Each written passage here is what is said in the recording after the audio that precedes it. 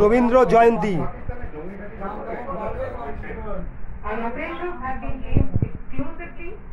terrorist camps and facilities being used for anti-India activities. No religious sites, I repeat, no religious sites have been targeted by Indian armed forces. Bharat বারবার শান্তি বজায় রাখার বার্তা দিয়েও পাকিস্তান লাগাতার সংঘর্ষপূর্ণ চুক্তি লঙ্ঘন করেছে। বিশেষজ্ঞদের মতে এই যুদ্ধবিরতির ফলে সীমান্তবর্তী এলাকার মানুষ স্বস্তি পেলেন। বাবাকেও মালা পরিয়েছি রবীন্দ্রনাথ ঠাকুরের জন্মদিনের দিন।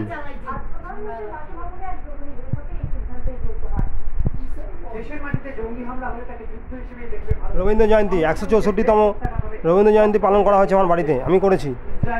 অক্ষয় সাহা,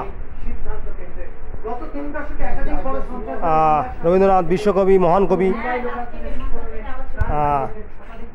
আমাদের বাংলার মহান কবি, তাকে চিরস্মরণীয় করে রাখবো আমরা। তিনি সোনার তরী লিখেছেন, চোখের বালি, তিনি কত গান লিখেছেন, তিনি তার অনেক রচনা সামগ্রী রয়েছেন, তিনি উপন্যাস লিখেছেন, ছোট গল্প লিখেছেন, তিনি বাচ্চাদের জন্য কত কবিতা ছড়া লিখেছেন, তালগাছ এক পায়ে দাঁড়িয়ে,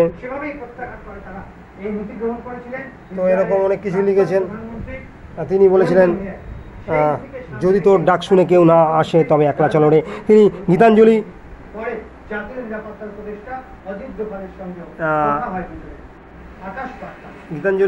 কবিতাটা লিখেছিলেন এবং তার জন্য তিনি নোবেল পুরস্কার পেয়েছিলেন ব্রিটিশ পিরিয়ডে।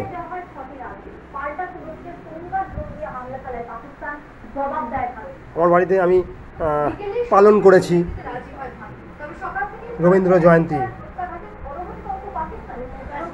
এই রবীন্দ্রনাথ বিশ্বযুদ্ধের সময় তিনি অনেক অবদান রেখে গেছেন এই ভারতবর্ষে। তিনি শান্তিনিকেতনে স্কুল খুলেছিলেন, বিশ্বভারতী।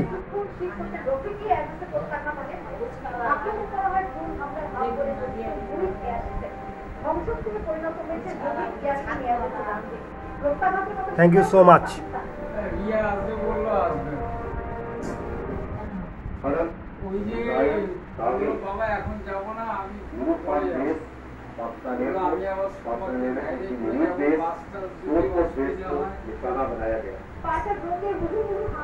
আমি এই সমস্ত বইগুলো কিনে এনেছি।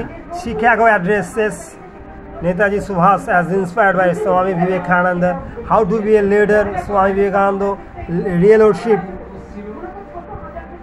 Modern India, Swami Vivekananda, Belur Math থেকে, and recent great sayings with illustrations, সমস্ত বই কিনেছি এবং গীতাঞ্জলিও কিনেছি, রবীন্দ্রনাথের বেস্ট এবং সেরা বই, যার জন্য তিনি